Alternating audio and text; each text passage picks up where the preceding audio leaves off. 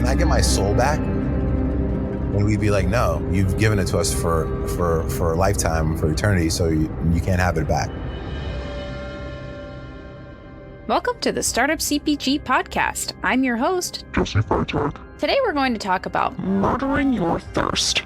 Sorry, it's like there's something in my throat. This keeps happening ever since I got my Hydrate or die t-shirt from Liquid Death. What do those terms say when I signed up for text messages? Let me see. You agree to be brainwashed by Liquid Death marketing. Well, I figured it was worth putting my soul on the line to bring you some behind-the-scenes content from one of the hottest brands in CPG. Just a few months ago, in October 2022, Liquid Death Mountain Water closed a $70 million Series D round that valued the company at $700 million. Their products are in over 60,000 retailers nationwide. They have over 160 employees, and they were only founded in 2018, so things are just getting started. Hamid Saify, Liquid Death's SVP of Digital Retail, one of the company's first hires and a longtime Slack community member, joins us today to dig into how he and the team at Liquid Death create such incredible marketing and branding. Listen in as Hamid shares about Liquid Death's early days testing paid social ads, video content, copywriting, community building, and choosing to focus on niches like action sports and heavy metal. Why their marketing is entertainment-led rather than product feature-led, including some of Hamid's favorite campaigns like the one that included drawing Tony Hawk's blood. How starting with a focus on e-commerce helped their eventual retail expansion. How they've used Amazon DSP and why they've 10x'd their investment in Amazon in the last year and a half.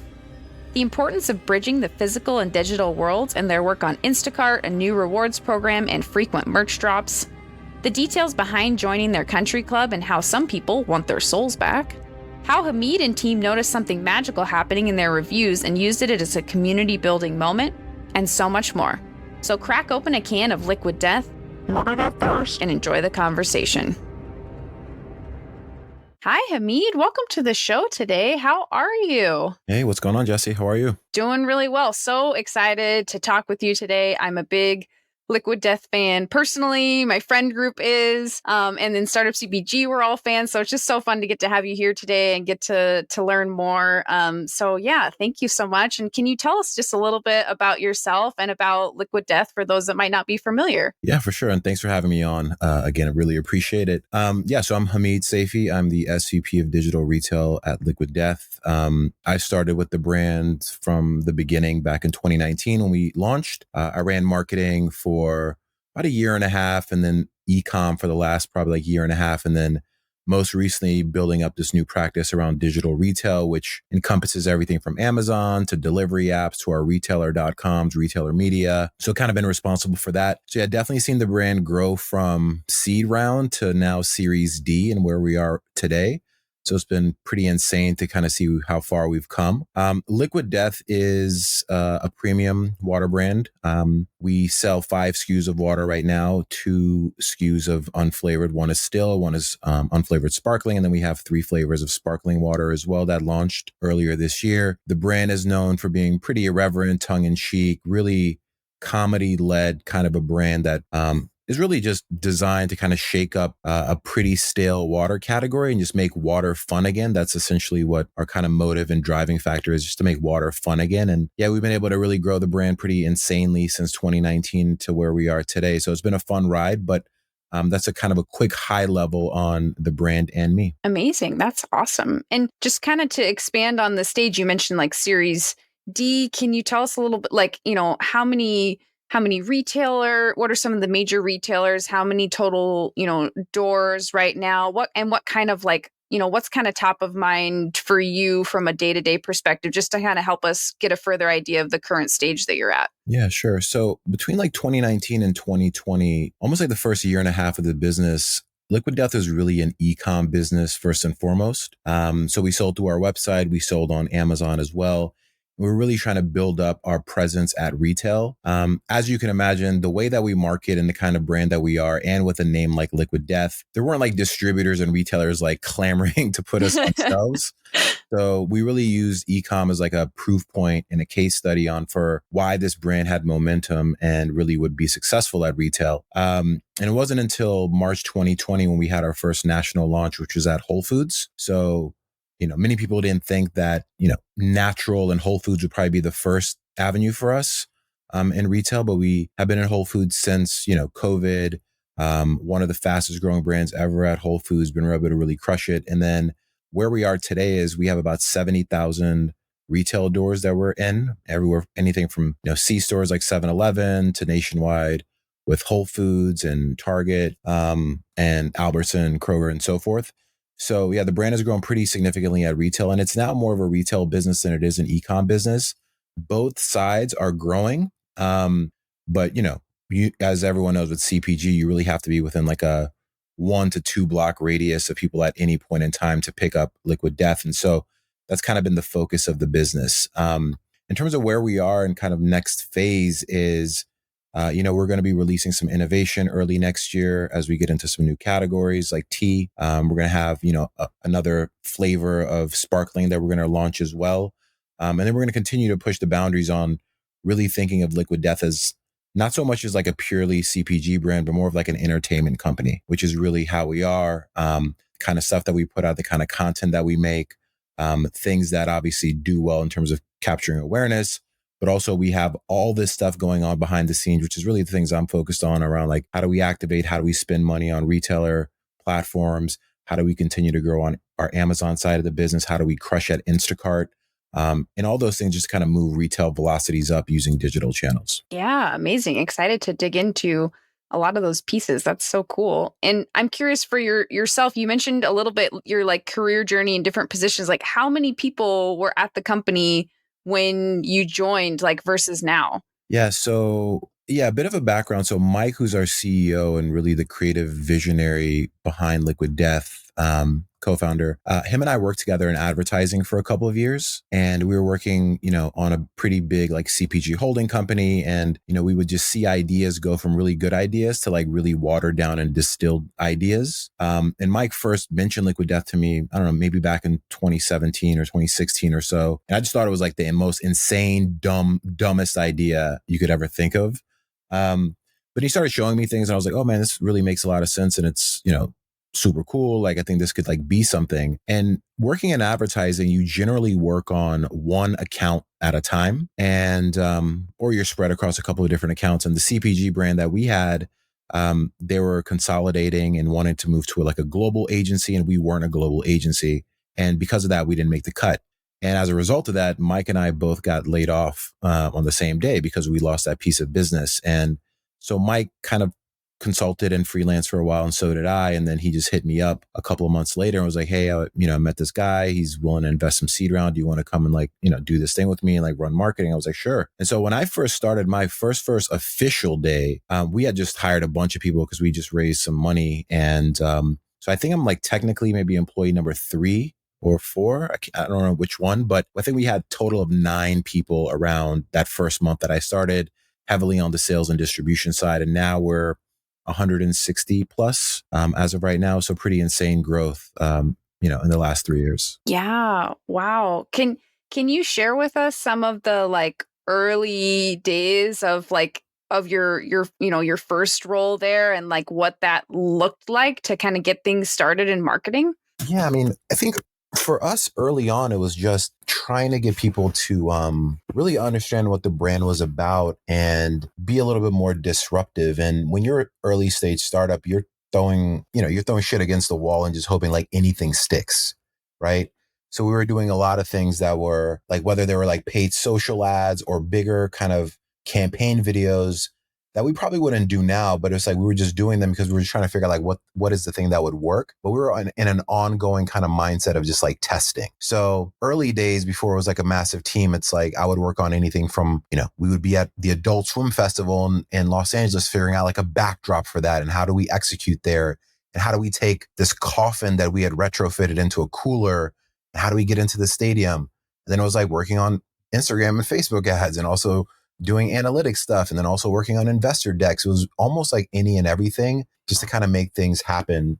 And at the time, it's like we weren't necessarily thinking every idea had to scale, but it was like every idea just had to give us like some kind of a data point that we could use for just something in the future, like how to make creative better, or how to position an investor deck better, or how to work with our sales team more closely. So that was kind of like early days of the business. And then as we kind of built out a team, it became easier to think about, okay, the things that we did, even though we built out a team, it's like we were very purposeful and focused on doing the things that not only made sense for today, but in many cases, like almost like future proofed the business as well. So one of the biggest ones was, we launched with just one SKU, and we had that one SKU, which is our still water, the white can. For the first 18 months of the business, we didn't have a second SKU. Wow. And that goes very contrary to a lot of CPG brands and, a lot of founders that I talk to. It's like, oh, we're doing these 10 SKUs. And then like 6 months later, oh, we're going to do this. And now we're going to introduce that. And for us, like we, in terms of just operationally being able to pull things off with excellence, being able to make sure that we had like a good like product market fit, that people understood what the brand was about. We did still water, and then we did sparkling water 18 months later. And then it took us like another year and a half to do flavors. So we're very methodical. And that's kind of the approach that we use for like product development. But then on the content side of things, like the approach that we take is, Mike says this really well. It's like, we're like comedians telling jokes every night, and we're working our set. Like some things are going to work and some things aren't going to work. And then for the things that work, we just try to figure out like what's the blueprint for why that was successful and how can we do more things like that. Oh, I love that analogy. That's a really cool analogy. I'm curious on the still water piece, because the first time I had Liquid Death, it threw me a little bit of like, oh, I'm drinking still water in a can. And I was like, I like that. That's super cool. Has it been something you've had to educate people on, or have people kind of like, figured it out over time? I'm curious about the like still water in the can piece, if that had to, be involved with any of the marketing. Yeah, I mean, the aluminum can is like aluminum is an infinitely recyclable. So there's definitely a sustainability piece to it, which ties to our tagline around death to plastic. But we know like, putting beverages in a can is not inherently ownable. Like any brand can do that at any point in time. And, brands like Dasani are, selling water out of a can now. So early days, it was strange, I think, for a lot of people, because when you see a skull on the side of the can as well, when it's called Liquid Death and it looks like beer or energy, people did expect it to be something else. So it always threw people off. But there was a beauty in that in terms of people leaned in and were just way more curious and inquisitive about what this was. So, early days, early fans of Liquid Death, they tell us like, hey, I was at a party and I don't drink anymore, and I just had Liquid Death on me. And everyone's like, oh, what are you drinking? This or that beer brand? And they're like, no, this is like water. And they're like, it's water? And they had more questions. So there's a lot of growth baked into just like the name of the product, it being in an aluminum can, of course, and the design of it. But there is certainly education, I think, that happens because people sometimes do think it's energy. They think it's beer. And that's kind of changed over time as more people have become aware of the brand. But people think it is that. And I think the other thing that we constantly have to, it's not something that we actively like work on, but I think because our marketing is so supercharged and good and interesting that people almost expect more sometimes when you're just popping open a still can. At the end of the day, it is just water. It is a commodity. It's delicious water. It's amazing. But at the end of the day, it's like, we're selling, it's almost like a lifestyle brand that just happens to be selling water. Right. Yeah. Yeah. That's super interesting. And how did like in-person events and like, I'm curious about that piece, because like Expo West in like in 2022, like I've never seen a takeover like what Liquid Death did at Expo West. Like I could not turn a corner without seeing someone trying to hand me a Liquid Death can, which I loved, and I stayed so hydrated. But like in the line for the bus, like walking through wherever, like there were just people, there was like an army of Liquid Death brand ambassadors, and it was so impressive. And that was like one of my favorite parts of Expo West. And I'm curious about like how those kind of in-person activations have played into the strategy. Yeah, I mean, our sales team is pretty insane. Like those are all our team members. There was no like third party models or anything that we hired. Oh, wow. Yeah, it's purely our team.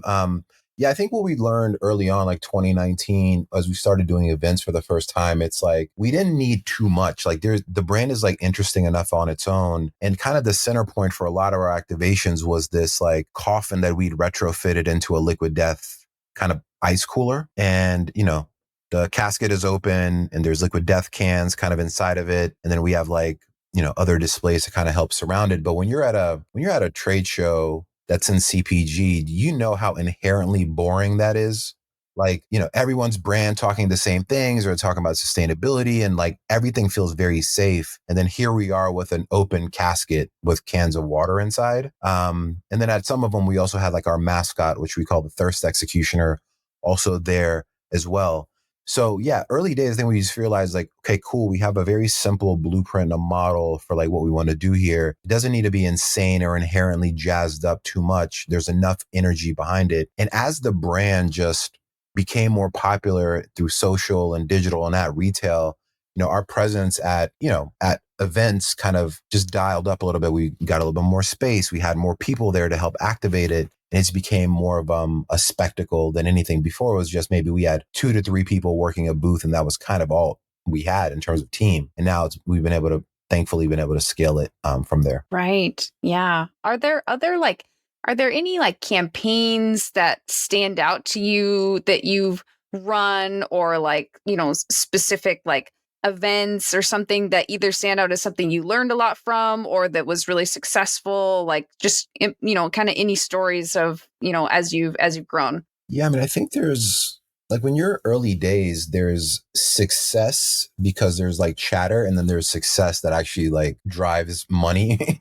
into the account. And for us, we're at a place with the brand even early on where we still did the things that really drove buzz and awareness while still doing all the quote unquote, like, hate this term, best practices that drove revenue.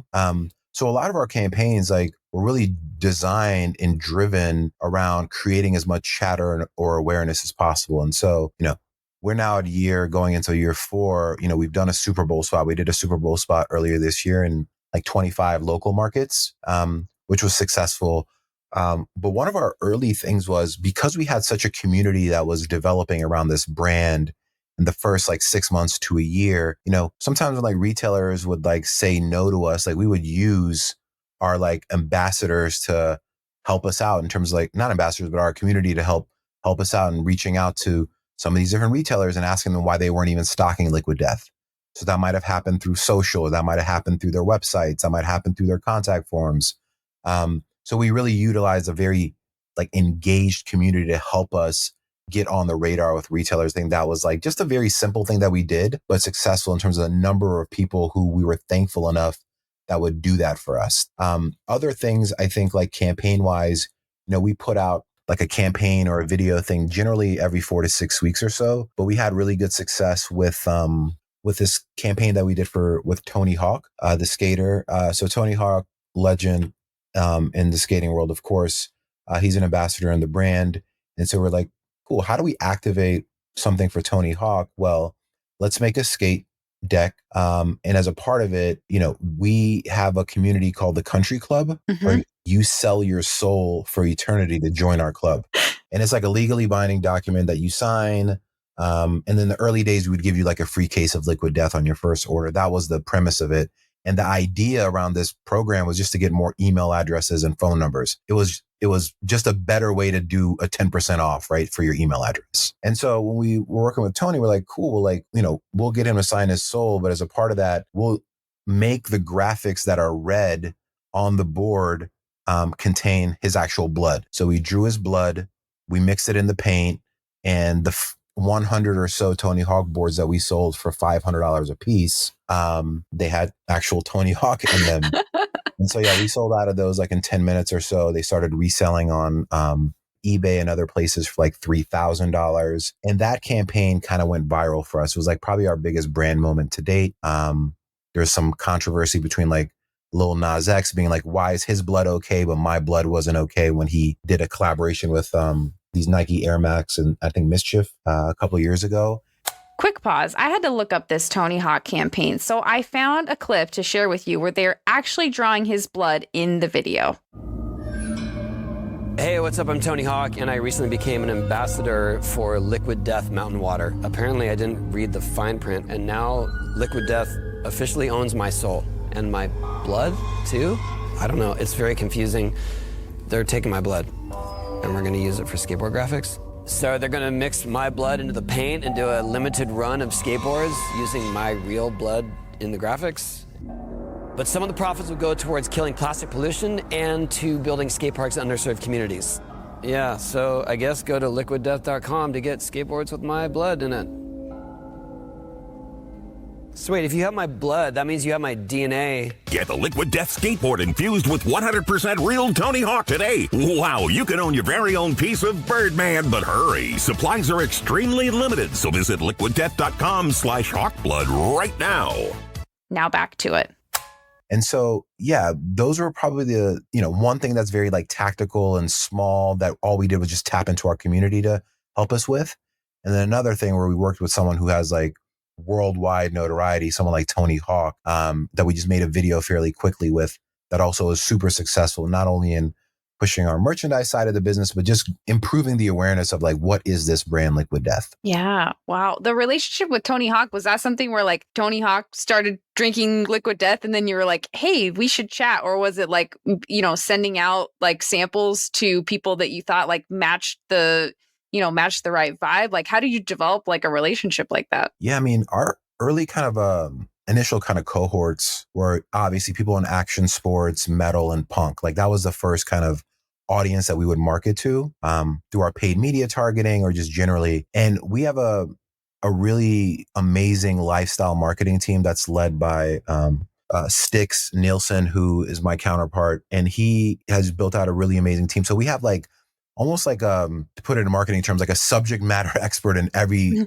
industry, right? So we've got like a snowboarder who was a pro snowboarder. We have heavy ties in skating. We've got people who work in a bunch of different industries from hip hop to punk to rock, metal, whatever.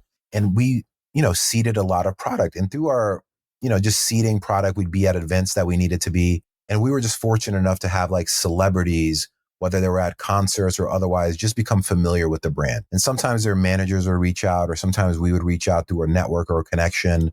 I don't know exactly how the Tony Hawk thing materialized and turned into a thing, but a lot of celebrities have found out about us just because it's been in the wild. And in other cases, it's been like us being very methodical with like reaching out to others. So it's been a mixed bag, but we generally want to own spaces where like it's cool content. People are making cool stuff. They're doing things that are a little bit off the beaten path and a little bit quote unquote non-traditional to push the brand forward. Very cool. And on the country club membership where you mentioned like you can sell your soul, I've seen that on the website. Like there's also the option to like buy a membership for $125,000 or something. Like, has anyone ever done that? That was my first question. Yeah. I mean, yeah, we take like no fucks given approach when it comes to our marketing. And so one of the earliest things we did when we first launched Country Club is we were selling on our merch store, which at the time only had maybe like 10 t-shirts and hoodies and hats, super limited amount of items. And then we also were selling like a 1987 Lamborghini Countach, which was like the car that every, boy who's like late 30s, early 40s used to have on their walls back in the 80s and 90s. We were going to sell one of those that was wrapped in Liquid Death for like $385,000. So for us, like on our site, even e-com wise, we always would just like throw something dumb out there and just for like interest to make it interesting. And on the Lamborghini, for example, I think like every month we would have something like close to 1,000 people would add it to their carts just to see if it was real. And of that 1,000, we maybe had like 200 or so that would go into like step 2 of like adding in like shipping and payment info. So that was kind of the genesis around, okay, let's continue to sell stupid stuff on the site. And so the next thing that we did is like we, for one of our Halloween ideas, we cursed our water with like a witch doctor. And we were like, okay, if you want to remove the curse, you have to buy this curse reversal spell on our website. And it was actually an actual spell that the witch doctor created for us. And we sold it for 99 cents. And then we sold free green screen footage where you could do anything with our executioner mascot through the green screen footage that we had and make whatever you wanted to make from. We gave that away for free. And then on the Country Club membership thing, yeah, when we were retuning Country Club, we were like, all right, country clubs are like exclusive and expensive, and it costs a lot of money to get into a country club through application processes and interviews and all that stuff. All right, if you don't want to sell your soul to us, like we'll let you buy it for $125,000. And the little nugget of an insight in that was like we would have people sell their soul to us, and this is a very, very small percentage, but then sometimes they'll email us back and be regretful that they did it. And they're like, can I get my soul back? And we'd be like, no, you've given it to us for a lifetime, for eternity. So you can't have it back.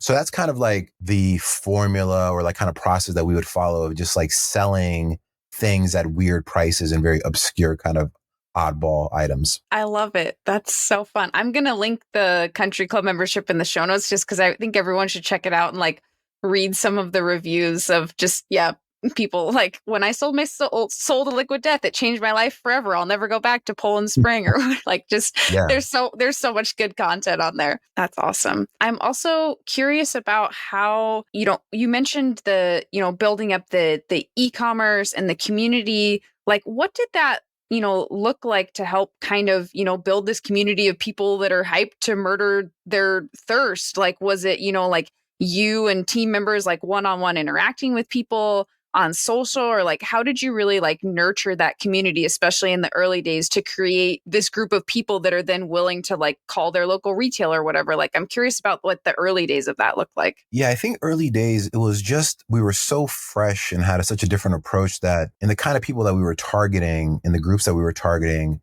it was like, wow, there's a brand that's actually like speaking my language and kind of speaking to me and with me for the first time. So I think we got like a lot of just like natural brand love that way. And then as we, developed ads for like paid social, which was our primary channel, like many like D2C brands early on, as we built out like our paid ads, our ads always were just like weird and different. Like some ads would even tell you like, don't buy this product. Or we would take, a lot of the hate that we would get and we would use those hater comments in our ads. So, we take this comment from a person being like, I curse everyone who works at this company. It's going to go bankrupt within 2 years. Da, da, da. We would use that in an ad and with like a little thing that just said, people love us on the internet.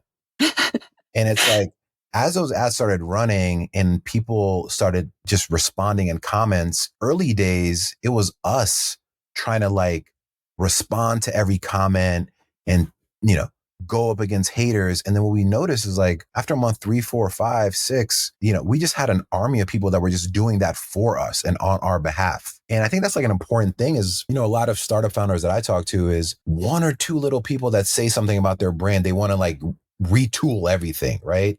They want to shift everything. And we used, hater comments for a positive thing for us in ads. So I think how we spoke, and it was a very like personal touch on how we spoke in ads was like an important part in how we kind of like put out content, because it was entertainment led. We didn't come in there with like, oh, here's these infinitely recyclable cans and, with these electrolytes and this alkalinity. Like we were there to make people laugh.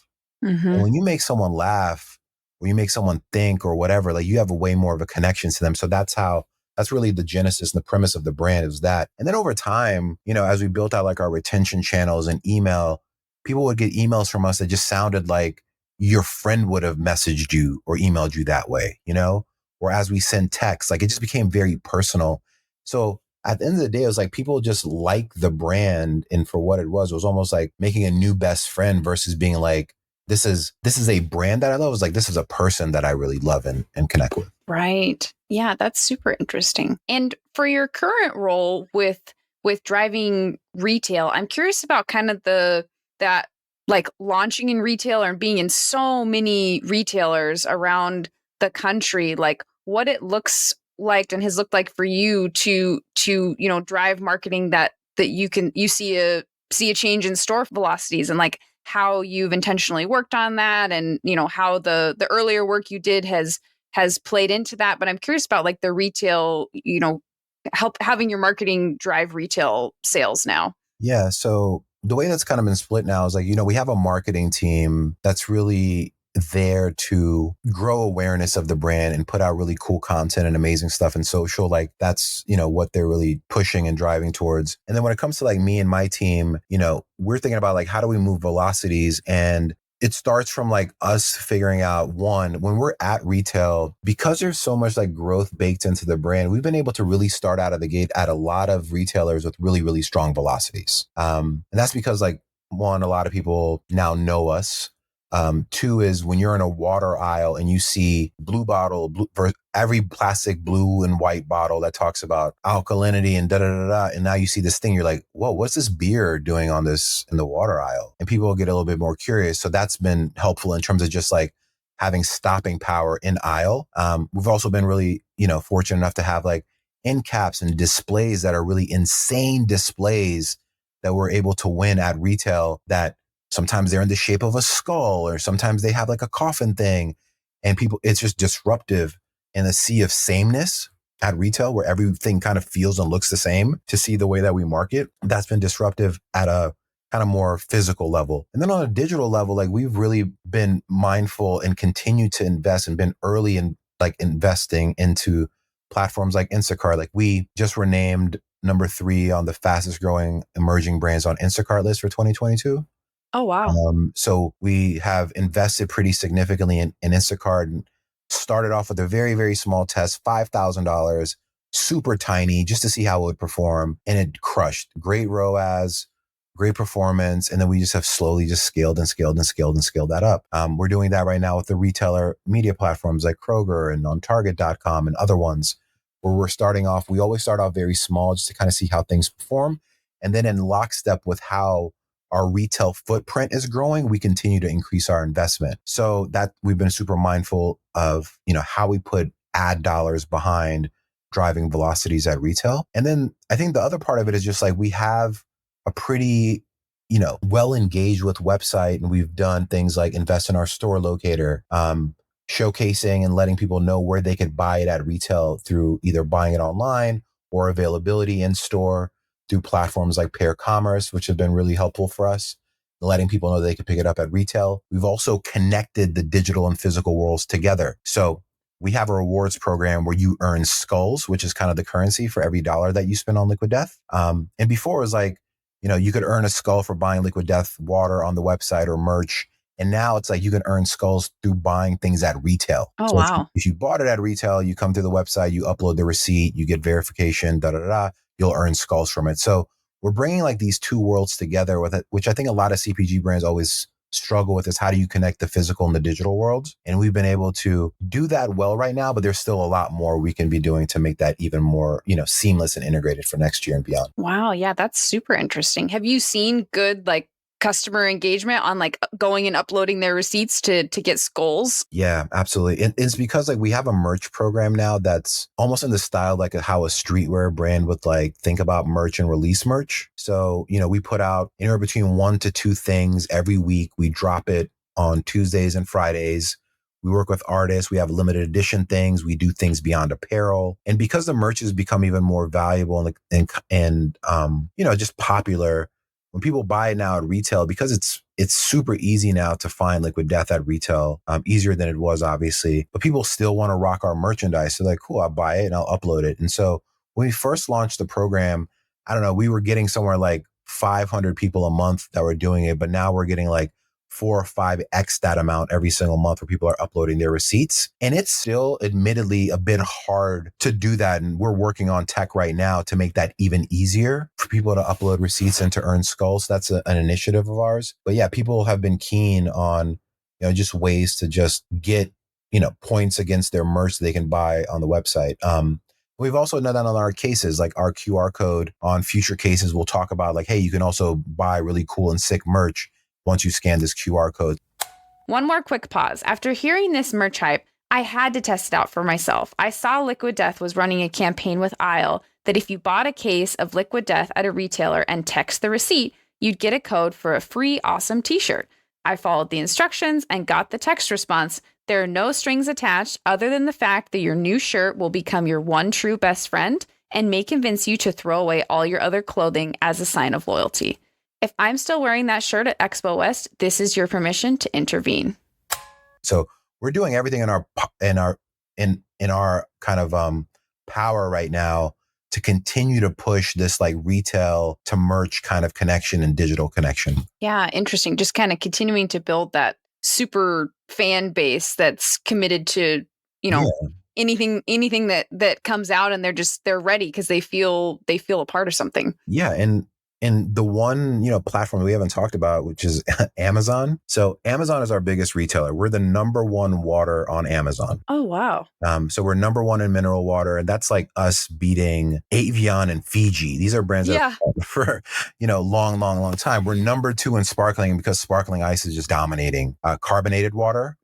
So we're number one and number two. We're in the top 30 now in grocery. We started off the year at like 750. And, when we first, we've been selling on Amazon since the beginning. But on Amazon now, we used to think that, hey, as retail grows, there could be more of an impact like, on.com, because you see it in retail, then you just buy it on Amazon. But we're doing studies with Amazon. We've done a study with Amazon that shows that we're actually driving pretty significant return on ad spend, not only just in the Amazon ecosystem, but also what happens at retail.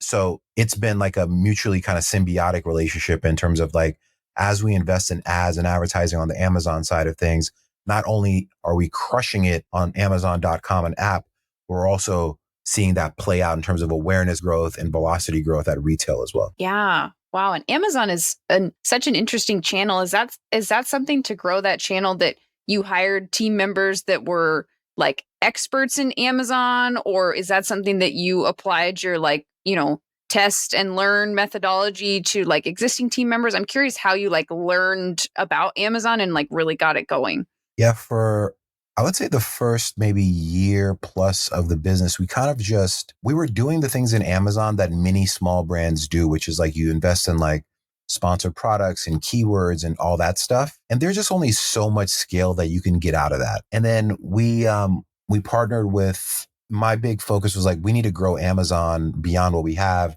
And the next way for us to do that is through Amazon DSP, where we're now targeting audiences and not just people who are looking for products. And then, so we brought on an agency partner named Tenuity. And when we started with Tenuity, my big focus was like, look, we need to 5X this Amazon business in the next 6 months. Like, how do we do that?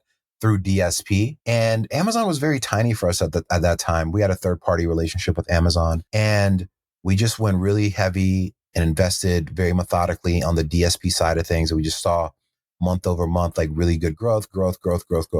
And internally, it was essentially just me and another team member kind of managing our agency partnership, where we were kind of driving a lot of the strategy. They were doing a lot of the tactical day-to-day execution. And that helped us see pretty significant growth. And like where we are now is, we spend about 10x what we did, a year and a half ago on Amazon because of the growth that we've seen on that side. So we're doing new things. Like we continue to invest in DSP. Think about audio ads. We're doing streaming connected TV. We're thinking about how we use Alexa and voice. So we're rounding out the entire ecosystem as Amazon being by far our number one retailer.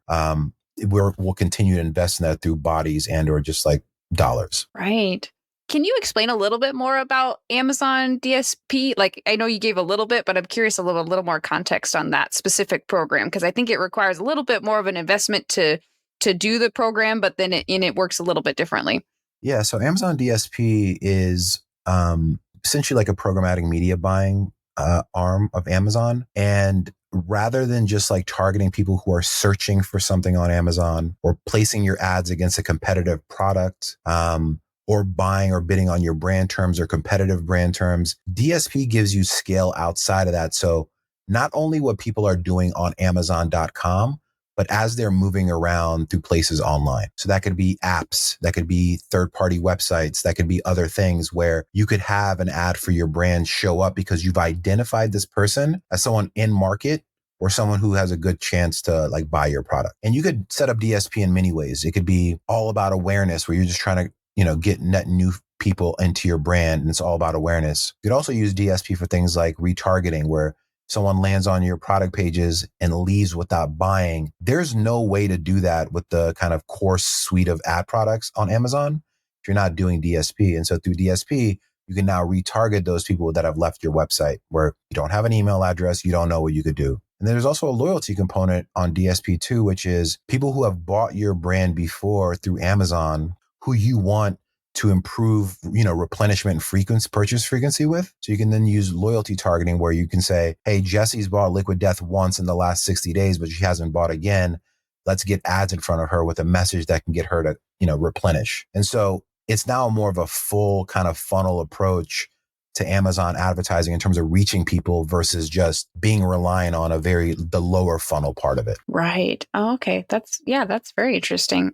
I remember seeing a conversation in Slack that was popular that you were part of about using, I don't know how to pronounce it, the Okendo or Yeah. Okendo attributes. And I'm curious about how you've used like a platform like that for like ratings and reviews. And if you could talk a little bit about that. Sure. Yeah. Kind of a weird thing happened early days of Liquid Death where we started to see people, because at the time we didn't have reviews on our website. We only had it just through Amazon. And we started to see people leaving reviews that were almost like just like creative fan fiction. Like they would write reviews almost like they're trying to outduel us for like a more creative paragraph. And we're like, okay, wow, this is like interesting. Like people are really writing fun, clever, smart as hell reviews. And so we're like, okay, well, let's bring reviews onto our website. And the initial thing we were running up against early, because everything we do is very thought out. It's not like just haphazardly thrown out. And we're like, okay, if we're going to do reviews, it can't just be like regular reviews, like, cause it's water. Like how are you going to like really review water in ways that feel like fun? And so we were talking to a couple of different review platforms. We decided to use Okendo early days. And it was just like, the attributes that we selected was like, do you like people to think that you're an alcoholic? Like strongly agree or strongly disagree? Like we created these attributes that were just like funny, and still let people review the water however they wanted to. But we created these attributes where we're just like, do you look like you live in a camper van? Yes or no? Like rate on this scale or this scale. And so, yeah, we use those ratings and reviews to just like, one, still be brand led and be funny and interesting and engaging. But then it also like, it gets people in the mindset of just trying to outduel other people who are like leaving really fun and interesting reviews. And when we first launched reviews on our website, we saw like a 25% conversion rate lift just by adding those reviews on our website. Oh, wow. Pretty straightforward. Like I think it's just like given that, you add ratings and reviews to the site, it's going to perform better. And it generally does. But like we took it a level up where it just became entertainment as well.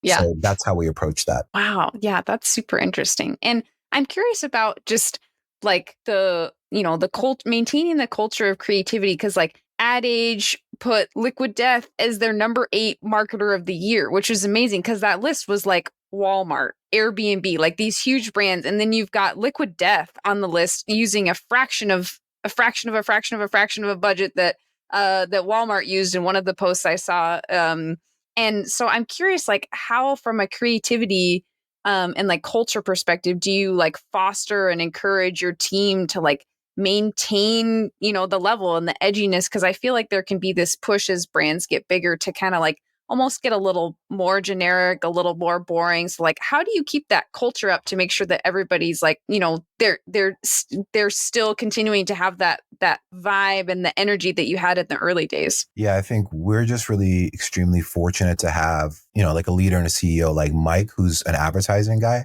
and an advertising creative, where he knows like he spent his whole career coming up with really amazing ideas that didn't get sold, and how frustrating that is just being a creative to come up with really insane, amazing ideas that like, no offense to anyone, but like really boring brand marketers never said yes to. Right. And so that's the DNA of this brand, is like, we want to do everything different, and how we approach everything has to be from like answering a question like, what's the dumbest thing we can do? Will people give a shit about what we're doing? Would we care about if we saw this, would we actually like stop and pay attention to it? And so that kind of permeates like the creative process, and how we built out a creative team and how we work is like, it has to answer some of those questions. And everything is designed to just really get attention and awareness and earn media out of it. Like we don't have the dollars that these big brands have.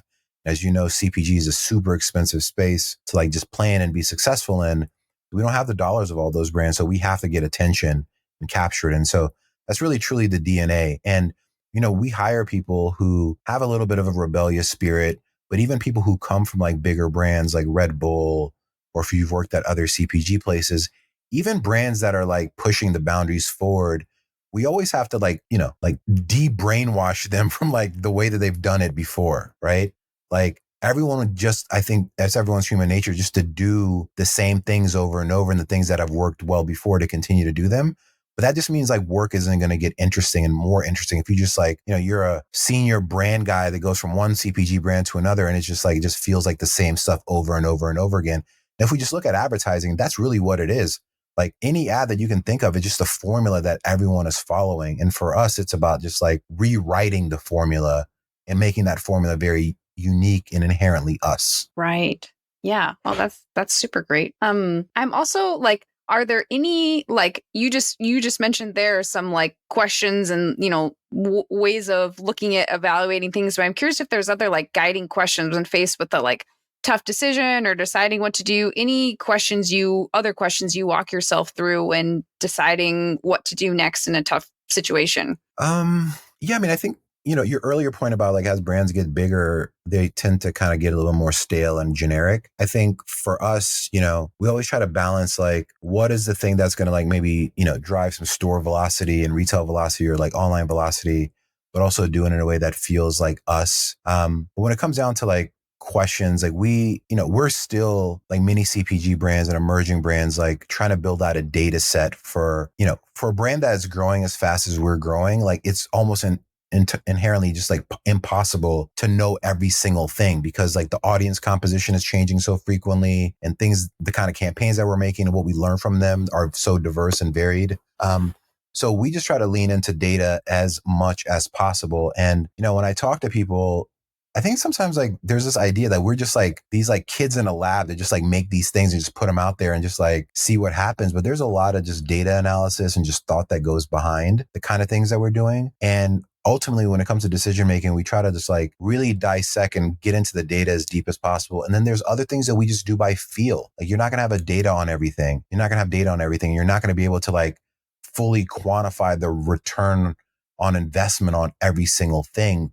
But we do things that just feel right for the brand that we think will push the brand forward in a way that doesn't alienate our current fans, in a way that, make sure our partners are on board lockstep with us and continues to like become like a model for like disruptive kind of behavior in marketing. That's how we kind of approach like tougher decisions. Yeah, that's very helpful. And is there anything for 2023 that you mentioned at the beginning? There's some new things coming out, but what should we be on the look out for in 2023, both from a like consumer standpoint and also like, what else are you thinking about from a business standpoint? Yeah, I think we're going to continue to raise the bar on just like insane creativity. There's going to be a lot of fun stuff that we've planned for the first half of next year, which will be amazing.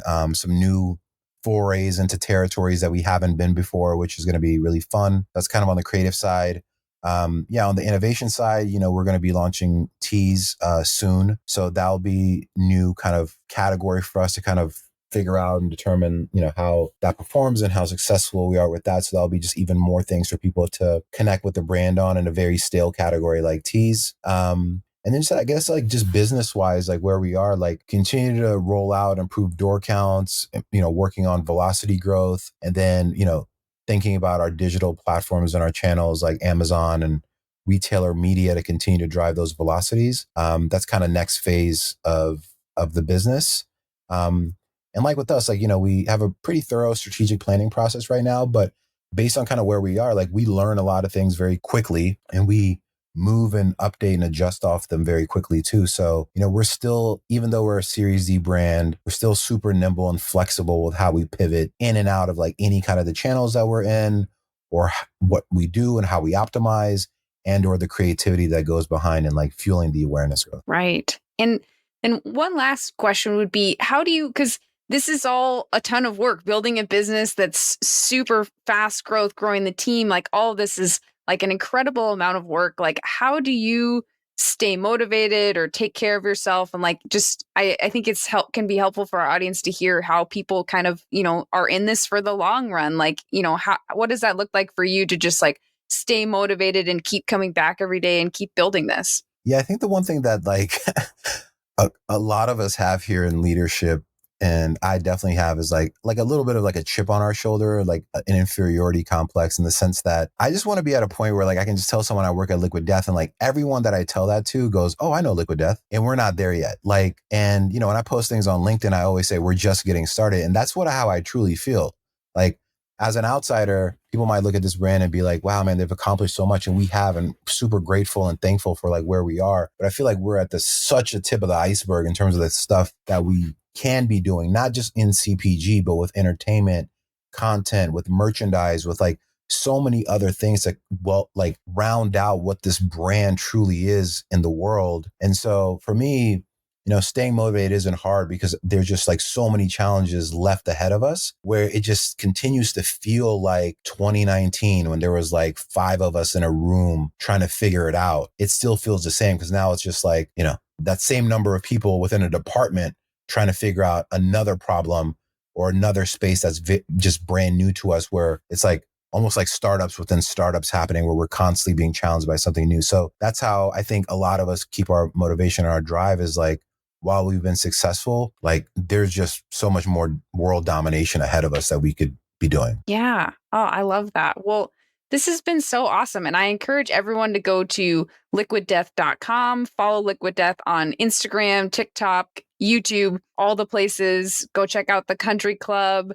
I hope everyone find it a retailer near you, because there's definitely so many options now if people haven't tried Liquid Death or get more in their life. So this has just been so fun to have you on the show. We're so glad that you're in our Slack community. I'll link your LinkedIn in the notes as well so that people can follow you there. But this has just been so fun. So appreciate you taking the time to share with us today. Yeah, of course. Thanks, Jesse. Thanks for having me on. If you want more Liquid Death in your life, I feel compelled to tell you, perhaps by my t-shirt, that they have a section on their website called the Time Waster 5000. It proclaims, need to kill some time? Watch every dumb thing we've ever made. I can confirm it did murder some of my free time, but I consider it well spent. Thank you for listening in today. I'm so honored you joined me for this conversation, and I love hearing from you all with feedback, suggestions, or if you just want to say hi at podcast@startupcpg.com, or you can find me on LinkedIn. If you liked this episode, we'd love for you to share it with a friend or colleague, subscribe so you don't miss future episodes, and maybe even leave us a 5-star review on Apple Podcasts. If you aren't yet in our Slack community of founders and experts, we'd love to see you there. You can get the free invite at startupcpg.com and find all our other awesome resources there, like webinars, databases, the blog, the magazine, and virtual and in-person events. I'm Jesse Freitag, your host and producer, and on behalf of the whole team at Startup CPG, thank you for being here and see you next week.